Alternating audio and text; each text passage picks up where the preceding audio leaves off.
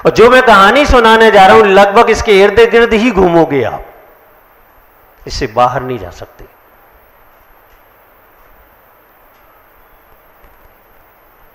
परेशान वो वृद्ध व्यक्ति भोजन करने जाता, बैठा है, बन रहा है, आ रहा है, बन रहा है, आ रहा है, 10 से 11, 11 से 12, कभी 1 बज जाता, तब भोजन आता। कैसा लगता होगा उस पिता को, सोचो आप। ये तो फीलिंग होती होगी यार, अपने ही घर में भिखारी बन गए हम।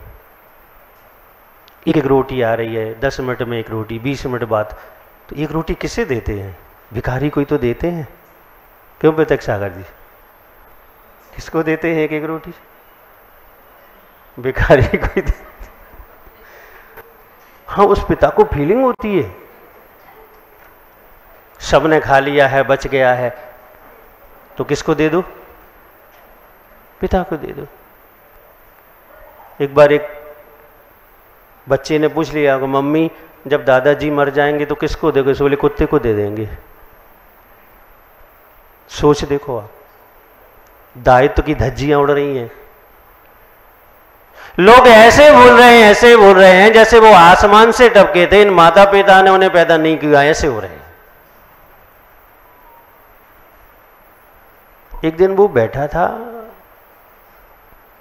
पिता, तो अचानक सोच रहा था क्या करूं, आत्महत्या कर लूं, घर छोड़ के भाग जाऊं, किसी वृद्धाश्रम में चला जाऊं, आखिर करूं क्या? अचानक उसके दिमाग में आई कि मकान तो मेरे नाम है, 3 मंजिल का मकान जिसमें 3 बेटे रहते हैं, वो तो मेरे नाम से है। उसे अपने एक मित्र के पास गया, उनसे 30,000 रुपये उधार लिए और तीनों बेटों को 10-10 हज़ार रुपये दिए कि बेटे लोग, तुम लोग छुट्टियां आ रही हैं, घूम के आओ। रोटी देने में तकलीफ होती थी, लेकिन रुपए लेने में तकलीफ नहीं होती। ये दुनिया का सबसे बड़ा आश्चर्य है। 5 रुपए की रोटी देने में तकलीफ है, हजारों लाखों नोट लेने में तकलीफ नहीं है। बच्चों ने कहा कि पिताजी के पास कहाँ से पैसे आए, मुझे क्या करना, मिले हैं। तीनों फैमिली ने प्लानिंग की, 2 गाड़ियाँ की और गाड़ी लेकर निकल गए। कहाँ निकले? जम्मू कश्मीर। कहाँ जाना है बता भैया? हाँ, चश्मा के बगल में, बिना चश्मा। पूछ कहाँ जाना है इसको? कोलकाता है? कोलकाता। कोलकाता जाना। क्या करोगे जाके? पता नहीं है, बैठ जाओ, पता हम देंगे तुम्हें कहाँ जाना है। अच्छा, ये लड़का आया है चेतन कोलकाता से, अच्छा है, इसके साथ चले जाना, टिकट भी नहीं लगेगा। निकल गए वो, बहुत खुश थे, बच्चे खुश थे, वो खुश थे, बीवियां बहुत खुश थी। दूसरे के पैसे से घूमने जा रहे हैं, बहुत खुशी होती है इन लोगों को। बहुत अच्छा आइडिया है, दूसरे के पैसे से खाना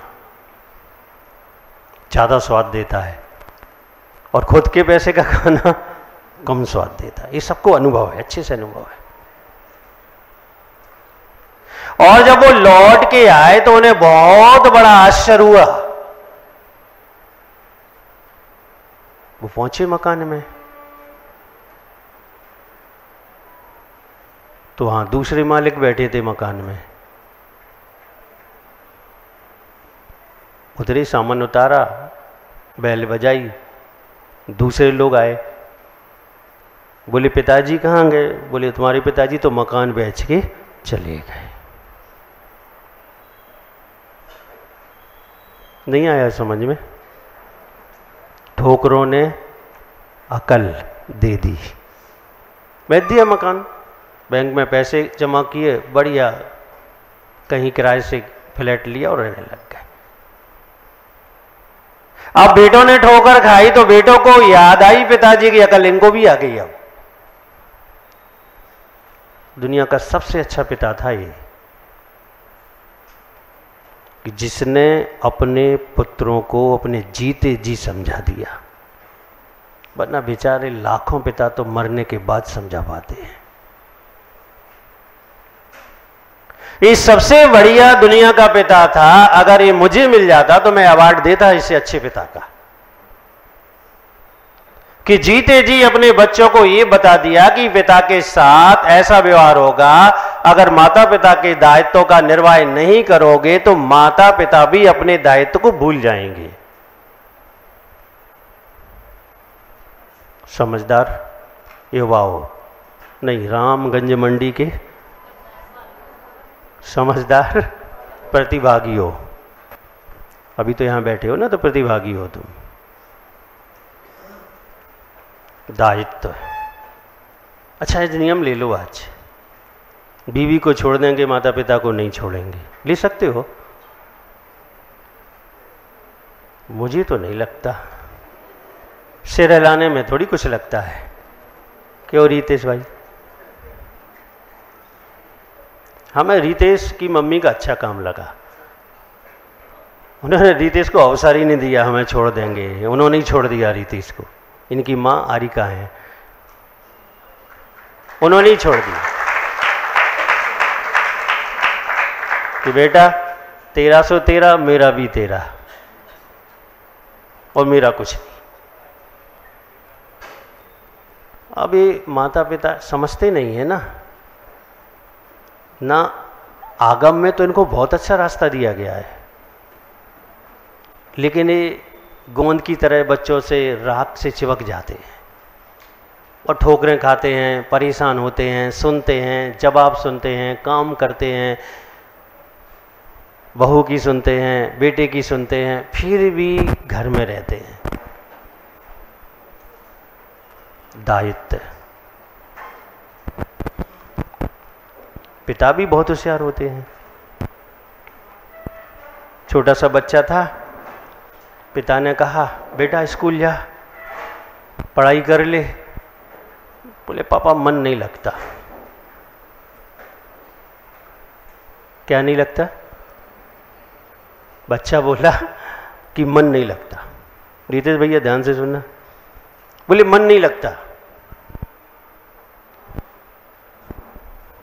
पिता अगर पिता की भूमिका में आ जाए तो 100 गुना होशियार होता है वो अपने पुत्र से। कितना? आखिर बाप है, बाप तो बाप है। आदि पापा को ऐसा ही मत समझना। तुम जैसे 363 लिखा ले उन्होंने चरा के, तुम अकेले नहीं हो, उनको बहुत मिले। ठीक है, पापा उस पिता ने कुछ नहीं कहा बच्चे से। दूसरे दिन 10 बज गए, 11 बज गए, बढ़िया सोफा सेट पे बैठे हैं, बढ़िया मोबाइल में वो गेम खेल रहे हैं। बेटा आया, बोले पापा दुकान नहीं जाने। तो उन्होंने उसका जवाब नहीं दिया। उन्होंने कहा बेटा अगले महीने से अपनी फीस की व्यवस्था कर लेना, अगले महीने से अपने खाने पीने की व्यवस्था कर लेना, जो तुम्हारी आवश्यकताएं हैं अपनी व्यवस्थाएं तुम कर लेना। तो उसने कहा ऐसा क्यों? कहा कि मेरा भी मन नहीं लगता दुकान पर, तुम्हारा पढ़ाई में मन नहीं लगता, मेरा दुकान पर मन लगता। अब दोनों ही घर बैठते हैं आराम से। तो उसने कहा आप दुकान नहीं जाओगे तो मेरी फीस कौन भरेगा? तो कहा मेरा मन नहीं लगता, अपनी व्यवस्था करो। ठीक बात है, जब तुम्हारा पढ़ने में मन नहीं लगेगा तो पिता का कमाने में क्यों लगेगा? बच्चे का दिमाग ठनका, सीधा बस्ता उठाया और कहाँ दौड़ा? स्कूल की ओर दौड़ा। अगर मैं स्कूल नहीं जाऊंगा तो पिता दुकान नहीं जाएंगे। समझाने का तरीका है। पिता चिल्लाते हैं, चीखते हैं, बच्चे सुनते ही नहीं हैं, अनसुनी कर देते हैं, जवाब दे के चले जाते। प्यार से समझाओ और ऐसा समझाओ कि उन्हें अपने पास कमी महसूस हो जाए। आजकल के बच्चे ऐसे नहीं है कि प्यार से समझ जाएं, कमी से समझते हैं।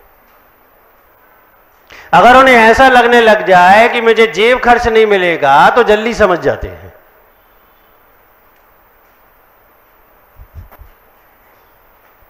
जल्दी। मैं तो बच्चों से कहता हूं, किसी भी नाटक मंडली में एक बार जरूर जाओ और मां का रोल एक बार जरूर करो, चाहे बेटा हो चाहे बेटी हो, आदि मां का रोल। हाँ, इसमें क्या बात है, मैंने किया है। 5 बार मैंने महिला रोल किया। सबसे पहले मैं कैकई बना। पहले टीवी थोड़ी थी, मोबाइल थोड़ी थे, मनोरंजन तो इन्हीं चीज़ों से होते थे। और बना कैसे कैकई बताऊं मैं? कैकई जो व्यक्ति बनता था उससे किसी ने कुछ हास्य कर दिया तो वो नाराज हो गया और उसने साड़ी फेंकी और भाग गया। अब मेरे जन्मदाता उस नाटक मंडली के निर्देशक थे। अब वो देख रहे थे कैकई तो भाग गई और नाटक में मुख्य भूमिका राम वनवास में किसकी होती है? कैकई की होती है। तो मैं बैठा था, हालांकि मैं बड़ा नहीं था उस समय, 12th में होऊंगा शायद। मैं दिख गया, बोले जरा उसे जो मेकअप करता सो इसको सजा, कैकई बना इसको। मैं तो घबरा गया। पहला पात्र मिल रहा है जीवन में करने को और किसका मिल रहा है? कैकई का। लेकिन उनसे तो कुछ कह नहीं सकते थे क्योंकि उनकी तो आंख से डर लगता था, हाथों से तो मौका ही नहीं मिला कभी डर लगे। जो आंख से डर जाए उसको हाथों से डरने की जरूरत ही नहीं पड़ती। लेकिन उन्होंने 2 बातें मुझसे कही, देख ये सोच के मत जाना कि मैं पहली बार रोल कर रहा हूं, ये सोच के जाना कि 101 बार कर चुका हूं, 102 बार कर रहा हूं। और फोकस पब्लिक पर नहीं करना है, मेरे पे करना है, क्योंकि पर्दे के पीछे से वो बोलते थे वो फिर हमें दोहराना पड़ा। पहले नाटक में ऐसे ही होता था। तो बोले मेरे ऊपर फोकस करना, पब्लिक पे फोकस बिल्कुल मत करना। और मैंने दोनों बातें उनकी मानी और इतना बढ़िया रोल हुआ कि पब्लिक ने बहुत तालियां बजाई। पहचाना किसी ने कि कौन बना है। अब बाल लगा दो, श्रृंगार कर दो, और कैकई का श्रृंगार तो आप जान ही सकते हो कैसा हो सकता है। नहीं जानते कैकई को? जानते हो? ठीक है, तो बनना मत लेकिन कभी कैकई। मैं तो ये कह रहा था कि एक जीवन में मां का रोल सबको करना चाहिए, पिता का रोल सबको करना चाहिए, क्योंकि जब आप मां का और पिता का रोल करोगे तो आपको फीलिंग आएगी कि वास्तविकता में पिता क्या चीज होती है, मां क्या चीज होती है। और जब तक ये फीलिंग नहीं आएगी तब तक आप उनके प्रति दायित्व को समझ ही नहीं सकते। एक बच्चा आया, भिंड में थे, बोले आज मेरा जन्मदिन है। तो कोई बड़ी बात थोड़ी है। और ऐसा खुश वो जैसे दुनिया की सारी संपत्ति इसके नाम लिख दी हो प्रधानमंत्री ने। मेरा जन्मदिन है। मैंने कहा तेरे जैसे कई लोग होंगे आज जिनका जन्म पैदा हुए होंगे, सड़कों पे घूम रहे होंगे मारे मारे। बोले कैसी बात कर रहे हैं? मैं सही तो कह रहा हूँ, कैसी बात करने का? देखो रिकॉर्ड उठा के। आज अगर 15 अगस्त है, 16 अगस्त है, तो आज के दिन कितने लोगों का जन्मदिन होगा पूरे हिंदुस्तान में? पता है आपको? पूरे विश्व में कितने लोगों का होगा? करोड़ों से ऊपर जाएंगे। तुम अकेले थोड़ी हो कि मेरा जन्मदिन। तो बोला मैं क्या करूं कि मेरा जन्मदिन अच्छा हो जाए? मैंने कहा बस यही मैं कहलाना चाहता था। जा घर, एक लोटे में पानी ले छना हुआ और एक थाली उठाओ, माता पिता के पाद प्रक्षालन कर और उन्हें मस्तक पर लगा और उनको धन्यवाद दे कि ये तुम्हारा सबसे बड़ा उपकार है कि पैदा किया और परवरिश अच्छे से कर दी और आज हमें इस लायक बना दिया कि मैं कुछ कर रहा हूं। धन्यवाद दे। ऐसे ही करना चाहिए जन्मदिन पर। और ध्यान रखना जिस दिन शादी हो, नैवेद्य, शशांक, सब लोग ध्यान रखना। शादी होकर आओगे ना घर, एक लोटा साथ में लाना, एक थाली साथ में लाना। वही ससुराल वालों से मंगा के ले आना। एक लोटा दो, एक थाली दो। और जैसे ही घर में प्रवेश करो उसके पहले अपनी पत्नी के सामने क्या करना, माता पिता के पाद प्रक्षालन करना और उससे भी कराना। उसको पता पड़ जाएगा कि आप कितनी गहराई से अपने माता पिता के प्रति जिम्मेदार हो। वो कोशिश भी नहीं करेगी तुम्हें उस जिम्मेदारी से अलग करने की। पक्का? सुबह उसके कितने लोग हैं जो चरण स्पर्श करते हैं माता पिता का? भूल गए महाराज। अच्छा करते हैं, 1 2 बस 3, बाकी लोग भूल गए महाराज। हाँ अच्छी परंपरा है ना, ये अच्छी परंपरा है, भूल गए। हाँ सुबह के पहले नंबर मोबाइल उठाएंगे, ये बुरी परंपरा है, सबको याद है। पहले चेक करेंगे किसका मिस कॉल है, किसका मैसेज है,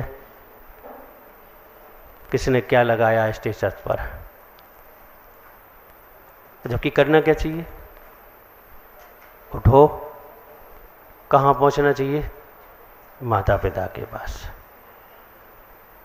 ये सामान्य नहीं है, तंत्र विद्या में स्पष्ट लिखा हुआ है। कान खोल कर सुनना और करना कल से चालू कर देना। अगर 80% अपनी इच्छाओं की पूर्ति में सपोर्ट चाहते हो किसी का, तो वो माँ पिता का होता है। तो इसमें स्पष्ट लिखा है कि अपनी माँ से मातत्व चंदन में, केसर में डलवाना और उसे अपने मस्तक पर उस माँ से तिलक लगवाना। जब चरण छुओगे और उसकी दुआएं, उसका आशीर्वाद मिलेगा, तो ये समझ लिए कि जीवन का उत्थान मिलेगा तुम्हें।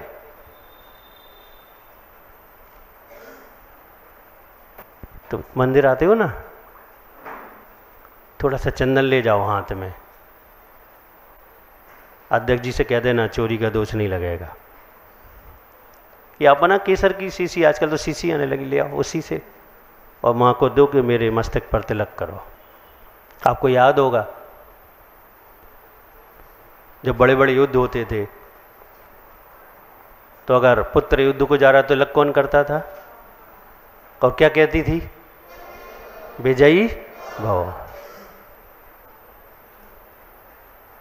और तुम्हें क्या होना है, बताओ क्या होना है, विजयी तो होना है।